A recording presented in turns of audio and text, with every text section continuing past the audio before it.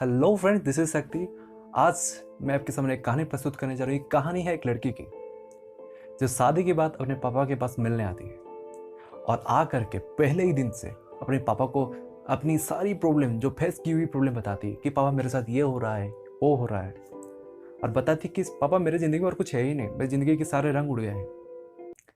तब ये बात है, सारी बातें अपनी बेटी की पापा बड़े दूर से, बड़े गौर से, अच्छे से सुन रहे होते हैं, बड़े पेशेंस के साथ।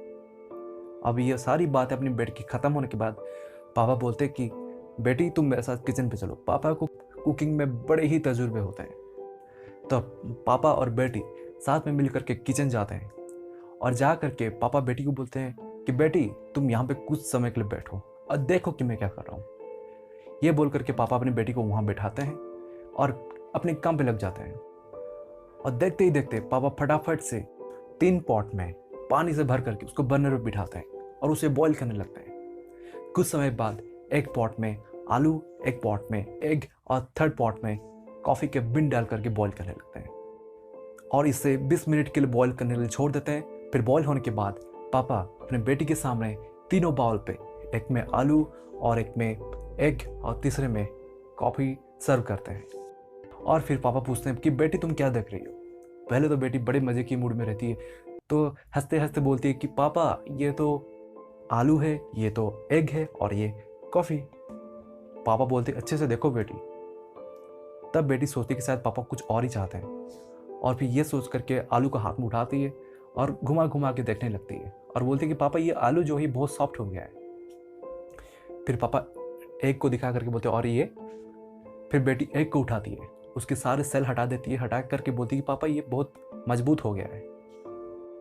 ये बात सुन करके पापा बड़े खुश होते हैं।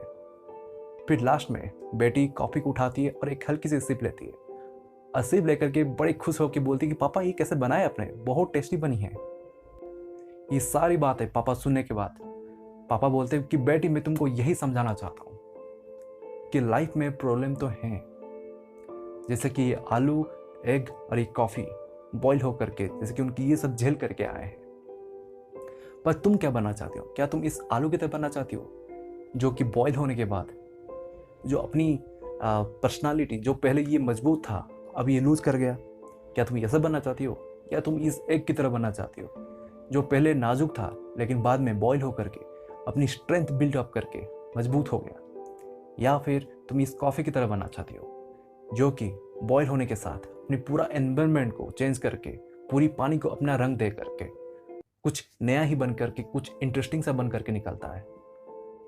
ये सब बातें पापा अपनी बेटी को बताते हैं और बताने के बाद अपने बेटी को पूछते हैं कि बेटी तुम इसमें से क्या बनना चाहती हो। अब इस समय बेटी सारी बातें समझ जाती है जो पापा उसे बताना चाहते हैं।